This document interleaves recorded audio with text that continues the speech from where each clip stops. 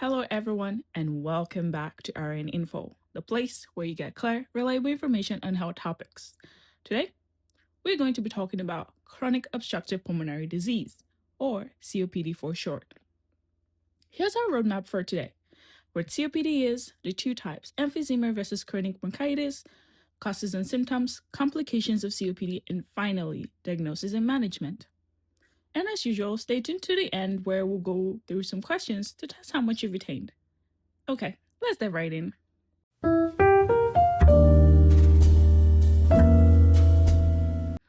What is COPD? COPD is a term used to describe airway and lung damage that obstructs airflow and makes breathing difficult. People with COPD typically experience inflammation and scarring in the airways, damage to the air sacs in the lungs, or sometimes both. Now, let's discuss the two main types of COPD. The first is emphysema, which occurs when the alveoli becomes damaged and enlarged. On the other hand, the second one is chronic bronchitis, which involves damage to the larger airways called the bronchi. For emphysema, the most common symptom is dyspnea, a medical term for shortness of breath. And this happens because the alveoli, those tiny air sacs in the lungs, are responsible for exchanging carbon dioxide for oxygen in the bloodstream. So, when they're damaged, breathing becomes the most noticeable problem. With chronic bronchitis, the damage to the bronchi causes narrowing of the airways and excess mucus production, which is why the most common symptom here is persistent cough.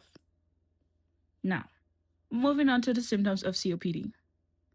One of the major symptoms is a cough with mucus that usually lasts 3 months or longer, occurring for at least 2 consecutive years. Other symptoms include shortness of breath, wheezing, cyanosis, which is a bluish discoloration of the skin, and even structural changes such as a barrel-shaped chest. Now, let's talk about the factors that can cause COPD. One of the less common factors is a genetic deficiency in alpha-1 antitrypsin, which can lead to lung damage over time. Other causes include exposure to secondhand smoke, toxins such as chemical fumes, and cigarette smoking, which is like the major one. Now, onto complications. COPD can lead to several complications, including pneumonia and other respiratory infections, which are mostly caused by that mucus buildup in the airways that allows bacteria to grow. Other complications include hypercapnia, which is a high level of carbon dioxide in the blood, since the impaired gas exchange means more carbon dioxide stays in the bloodstream.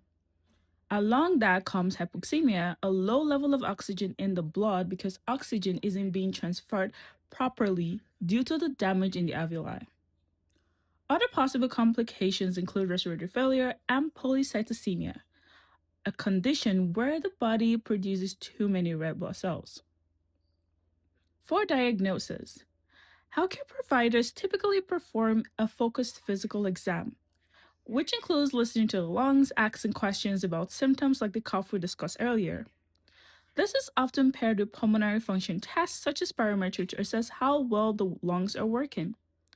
Additional diagnostic tools may include chest x-ray or an arterial blood gas test to measure oxygen and carbon dioxide levels in the blood, as well as genetic testing to check for that alpha-1 antitrypsin deficiency. For management, treating COPD focuses on a few key approaches, which include smoking cessation to reduce further damage to the lungs and airways, inhaled medications such as bronchodilators and steroids to open up the airways and reduce inflammation, and for those with low oxygen levels, oxygen therapy. Okay, that brings us to the end of the main content. Now, let's dive into some recap questions. First question: which specific structure within the lungs sustains primary damage and becomes enlarged in patients with emphysema?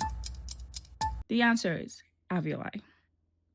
Second question: which of the following is a genetic cause of COPD that occurs independently of lifestyle factors like smoking? The answer is a deficiency in alpha 1 antitrypsin. And the last question, what is the primary purpose of using bronchodilators in the management of COPD? The answer is to open the airways and make breathing easier. That brings us to the end of today's video. Let me know how many questions you got right in the comments, and if you found this helpful, please like and subscribe, and I'll see you in the next one. Thank you.